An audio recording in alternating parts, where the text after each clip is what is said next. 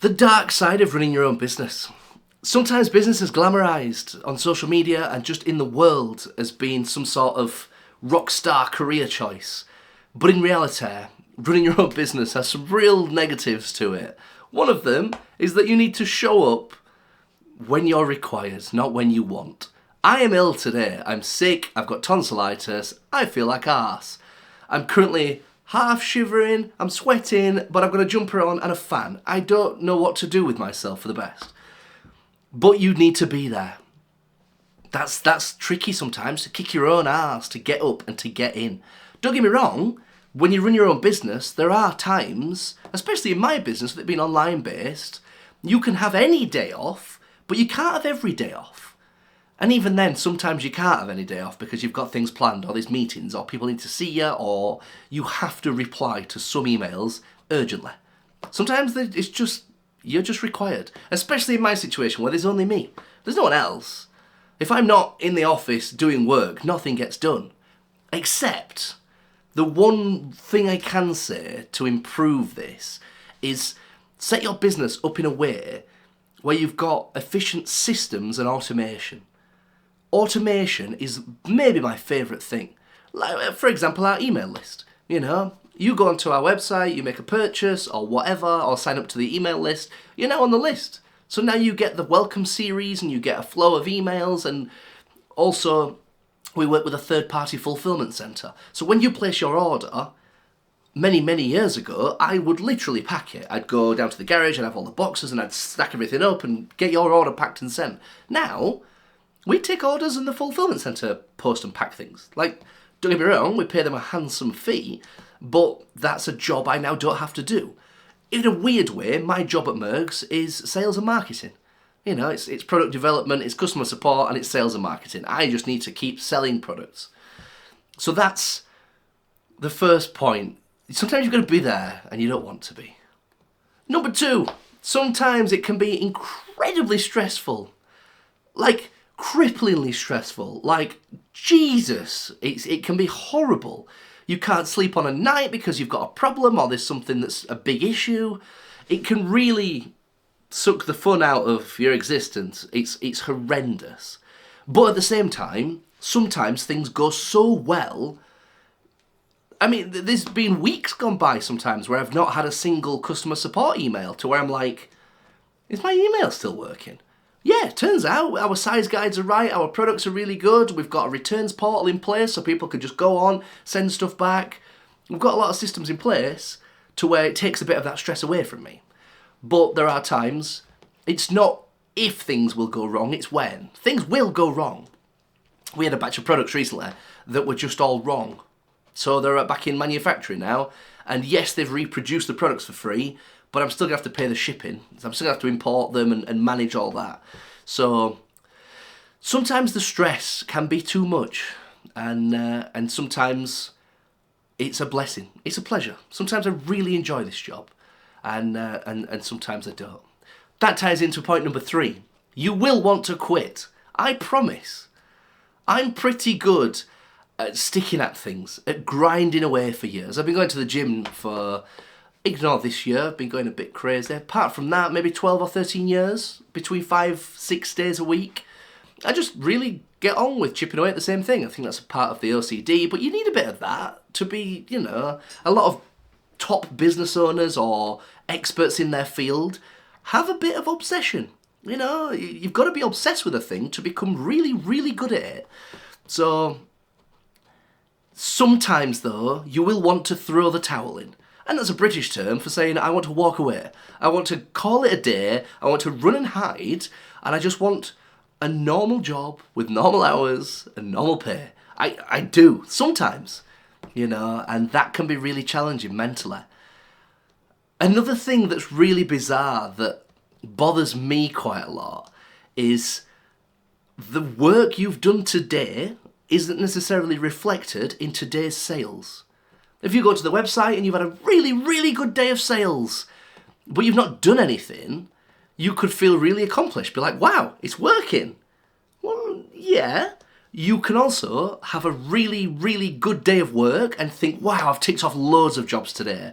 And you look on the website and there's not many sales and you're like, oh, that could just be a thing with me. I used to work in engineering and I really enjoyed the fact that I'd walk in, there'd be a giant block of metal, and when I walked out at the end of the day, that metal had made progress. I had cut some of it off and it was now closer to what it needed to be.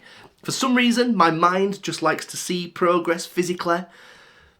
But with an online business, your day's work is not linked. My day's work today is almost investing in the business in the next few months. You can't quantify what you've done to what effect that's had.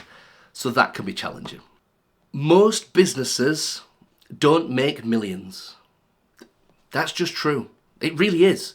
You will make less than you expect for many, many years, and it might even just be a side hustle or a hobby. That's just part of it. But the earning potential is in essence unlimited. But that's quite a tricky one to get your head around.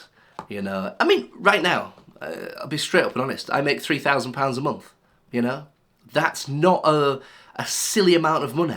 You know, there's no Rolls Royce at £3,000 a month. I've got a mortgage, I've got twin girls that go to nursery, I've just got real expenses.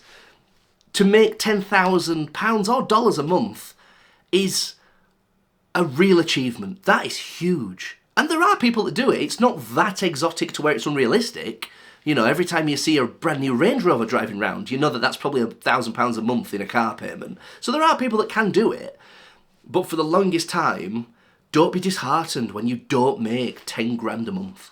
The fact that I can be at home now on a Wednesday at 1:10, to me that's magic. It's great. So part of my pay is the time and flexibility that I get. Don't get me wrong, more money's going to be great, and I'd really like to earn £5,000 a month, or 7. That sounds fantastic, and the freedom that unlocks with the rest of your life is huge.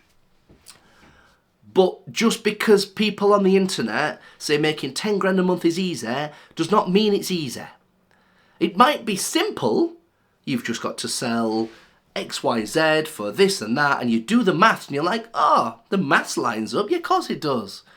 But in reality, £10,000 a month that's a lot. My last point is, on social media, you will only see the winners.